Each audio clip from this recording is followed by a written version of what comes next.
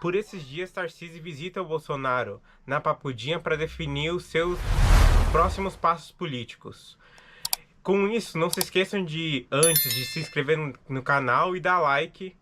Eu sou Gabriel Luz e vamos ver qual foi essa entrevista do Tarcísio. Bom, então uma visita que a gente tinha se programado já há algum tempo para fazer. Eu queria muito transmitir meu abraço, minha solidariedade ao presidente Bolsonaro, dizer para ele que nós estamos juntos, falar do meu apreço, falar da minha gratidão e disse para ele que eu tinha uma tarefa aqui muito difícil, que era transmitir, e eu não ia conseguir me lembrar de todos os abraços que foram pedidos para eu trazer aqui para ele, mas transmitir um abraço de muitas pessoas. Toda vez que eu faço um evento lá com o nosso público em São Paulo, lá no interior, são milhares de pessoas que pedem: olha, leva o meu abraço para o Bolsonaro, transmite um abraço para ele, diz que a gente está orando por ele, diz que a gente está pedindo por ele. Então é impressionante o carinho das pessoas. Eu queria, de certa forma, ser um pouco porta-voz desse carinho, falar do que as pessoas estão sentindo, falar da saudade que as pessoas têm dele e transmitir, de certa forma, isso para ele, um amparo, dizer que tem uma massa de brasileiros que torce por ele, que ora por ele, que quer o melhor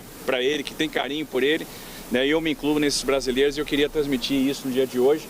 E esse foi um pouco do objetivo da visita, ver como é que ele estava, transmitir meu carinho, transmitir meu abraço, falar que ele pode contar conosco, né, que ele vai ter sempre aqui um grande amigo. Governador, sobre a sua candidatura à presidência, ele falou alguma coisa? Olha, a gente conversa sobre isso desde 2023, que meu interesse é ficar em São Paulo. Isso aí não tem, gente, não tem controvérsia nenhuma. Eu tenho uma linha de coerência. Eu falei lá atrás que eu tenho um comprometimento com o Estado de São Paulo. Eu sou grato ao Estado de São Paulo por tudo que o Estado me deu, pela confiança que depositaram em mim. A gente tem um projeto que é de longo prazo, nós temos planejamento aí em diversas áreas de longo prazo. Eu quero ver esses projetos se materializando. Tem coisas que a gente mesmo, eventualmente, tendo um segundo mandato, a gente não vai entregar, mas a gente está planejando. Então, planejamento de Estado. Quando você fala em política habitacional, em substituição de palafita, a gente está falando em política de longo prazo. Quando a gente fala na expansão do transporte ferroviário, a gente está falando em projetos de longo prazo. Quando a gente fala no túnel Santos-Guarujá, na terceira pista da Imigrantes, na duplicação Caraguatatuba-Ubatuba, a gente está pensando em projetos de longo prazo. São projetos que estão na prancheta que a gente vai botar para rodar. Quando a gente fala no túnel Santos, no trem Santos-São Paulo, no TIC Santos-São Paulo, a gente está falando em projetos de longo prazo. Quando a gente fala no trem São Paulo-São José dos Campos, a gente está falando em projetos de longo prazo. Quando a gente fala em fazer uma revolução na educação, a gente está falando em projetos de longo prazo. Quando a gente fala em combater os problemas do subfinanciamento da saúde com o SUS paulista, né, que está sendo lá uma revolução, a gente está falando em projetos que tem que ter continuidade. Então a gente sempre se preocupou com uma palavra que é legado. E a gente vai trabalhar para construir esse legado. O projeto nosso sempre foi São Paulo. Eu tenho um papel importante dentro de um time que é realmente cuidar desse estado, que é o maior colégio eleitoral do Brasil, e agregado à visão deste grupo, né? E o grupo tem uma tarefa importante, que é proporcionar para o Brasil um projeto diferente. A gente está vendo a situação do país, para onde o Brasil está caminhando. O Brasil tem uma crise fiscal contratada e hoje enfrenta uma crise moral. E nós temos que dar resposta para a crise fiscal, para a crise moral. Por isso precisamos de uma alternativa e nós vamos proporcionar essa alternativa como time. Eu faço parte desse time, nós estamos agregados a isso, dentro da visão que o próprio presidente tem, né? Então nunca teve isso e a gente está... É o que a gente fala desde 2023, não mudou nada. Então está apoiado Flávio Bolsonaro, candidato? Claro, sem dúvida, sem dúvida. Como eu tenho afirmado constantemente, não tem dúvida nenhuma com relação a isso. Governador?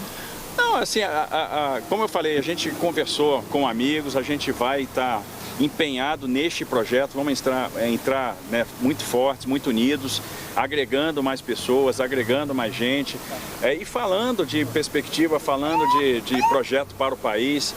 Bom, pessoal, é isso que a gente viu aí.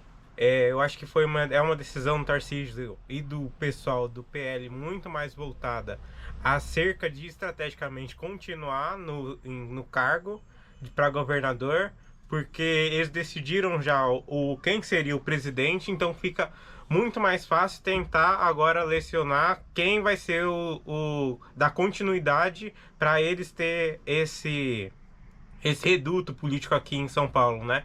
Já que eles conseguiram retirar do PSDB anteriormente esse reduto de São Paulo, agora eles têm que firmar essa posição aqui em São Paulo. Porque notoriamente foi falado nos meses passados que o Tarcísio seria futuro candidato para presidente, só que não é isso que foi decidido agora, né, recentemente. Então, tanto é que nas pesquisas se apontava em Tarcísio e o Zema, e o Tarcísio vencia, em Tarcísio do Eduardo Leite ele vencia como candidato da direita. E é isso daí. O que vocês acham do Tarcísio e Fábio Bolsonaro? Eu achei que faltou um pouquinho dele falar acerca do apoio extremo ao Bolsonaro, né? Porque ficou faltando que ele meio que jogou meio escanteado, ficou meio termo, né? E aí, comentem aí o que vocês acharam sobre essa reportagem.